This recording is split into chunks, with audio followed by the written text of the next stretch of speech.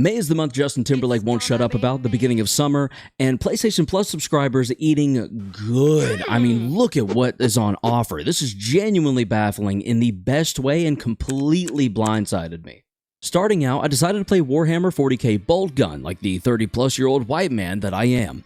This game was released in 2023, but looks like something that came out in response to the first Doom game, and that inspiration is clear, and I don't mean that as a slight at all.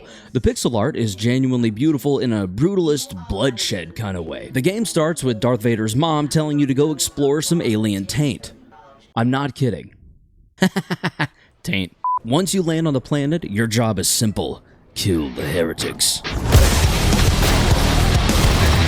But first, I wanted to see what settings were available, and they were actually fairly detailed for a console release of a game, so that's cool. From visual elements like making it so pixelated it literally assaults your eyes. Why would you do that?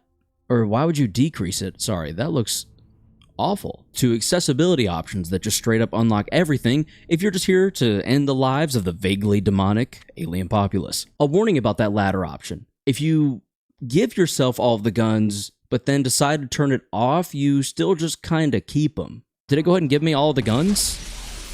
That's not what I wanted, I turned that off. Ah, crap. I like a good challenge, but if you like cheats, they're kinda here within the accessibility options. Otherwise, the game turns you loose on itself with levels filled to the brim with monsters of varying sizes and durability ranging from fodder to big bad boss and everything in between. Picture Left 4 Dead meets Doom.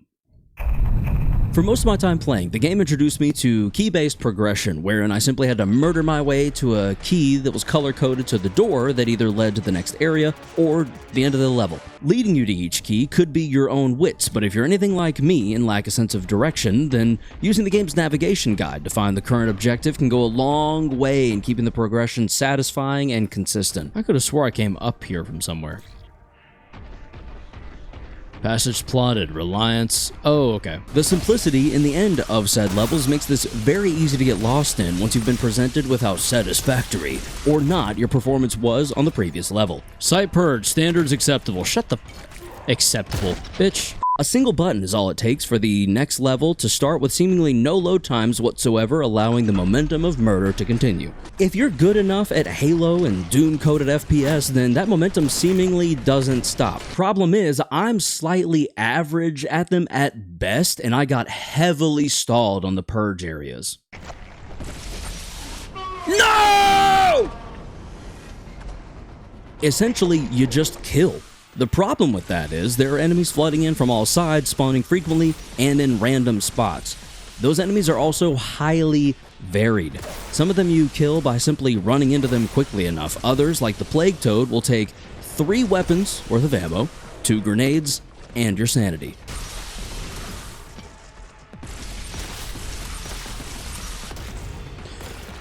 Oh my god, finally, purging complete. That was insane. Holy shit. I'm a big fan of open world games, and finding rewarding items or experiences after going off the beaten path has always given my dopamine-dependent ass a nice reprieve from reality. This game has secrets throughout, and I found some of them while exploring, but the maps are very linear. The intent is to mainly slaughter enemies as you go. Nothing wrong with that, just the only thing I noticed that didn't feel super satisfying, but was more than offset by the immense joy I received from taunting, then ripping everyone apart with my chainsaw melee attack. I'd recommend downloading and playing through it, especially because there's a taint button, a taunt button. Nothing, and I mean nothing, could have prepared me for what I would experience when playing Balatro. Holy cow, the face card. Holy shit, dude, the face card! Oh my god! That's incredible. This game is so wonderful. Oh, I feel my brain buzzing. I think I'm addicted. I think I just caught an addiction. They added math to poker and gave it some hints of solitaire. With that description, it's nothing special and sounds very boring. I've assumed Balatro was overhyped hearing about it constantly on and off throughout the entirety of 2024. I was so very wrong. Balatro is the video game equivalent of those videos men love of rocks hitting varying sizes of bodies of water. You don't have to be a man to enjoy them, but all men do. You don't have to be a gamer to enjoy Balatro, but all gamers will. Everything about it, from the animations to the climbing numbers to the insurmountable odds only eclipsed by your sheer will to conquer them, it just taps into the monkey brain and hacks your dopamine receptors from the first moment you craft a hand, play it, and beat a blind with nothing more than that single hand. And there's a royal flush. I think that's a win in one turn.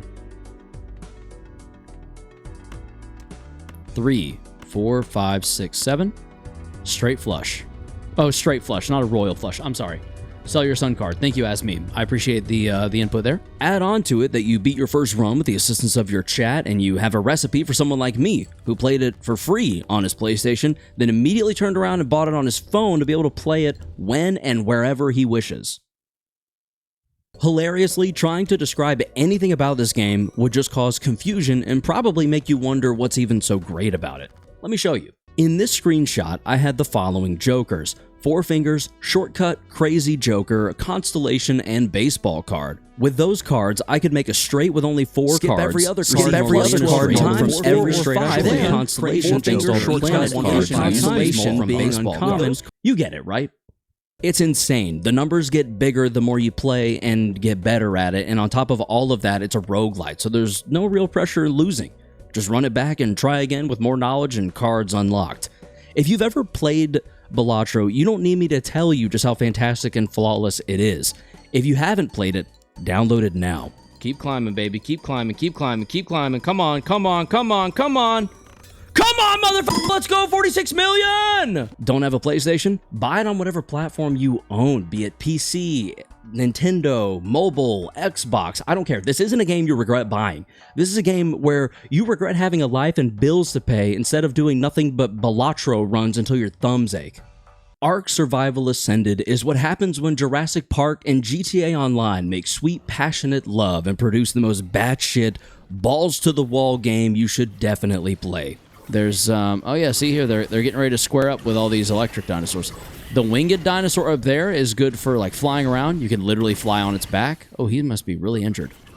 You wake up after Timu Cortana tells you about her memories or lack thereof and something you're supposed to do about that. We don't care. We're here to hunt and tame dinosaurs.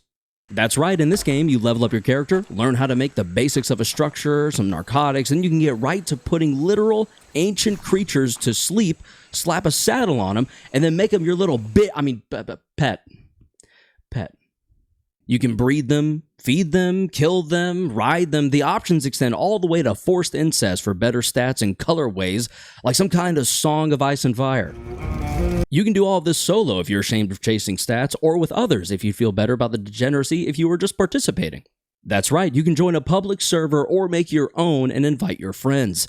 Setting these servers up can get wildly complex since you're given the ability to change any and all types of XP gain, resource farming, and world element health bars like trees and rocks. That may sound silly, but it can shape the pace of the game and dictate the experience you're going for. I played way too much of this game's predecessor, Ark Survival Evolved, on the PS4, and this game comes a long way from the visuals found there while running better and giving more for the players to do, build, and create. It's genuinely impressive and will remain on my PS5, probably for good now that I own it. I'm even considering purchasing it on PC just to make resource management between different inventories slightly easier. If you haven't played an Ark game before, they absolutely deserve your undivided attention, and you will not regret giving it either. Honestly, the only thing more addicting than playing cards and running with dinosaurs is Focus by Advanced GG. I legitimately drink 2 scoops of this near daily, and while you may not always need that boost, I love the flavor and feeling of being able to focus even more on whatever I'm doing, like your mom. If you don't want me to seduce your mother, then you better subscribe for content like this. Fuck you, Peter! Be sure to enjoy yourselves, and as always, stay frosty and stay humble.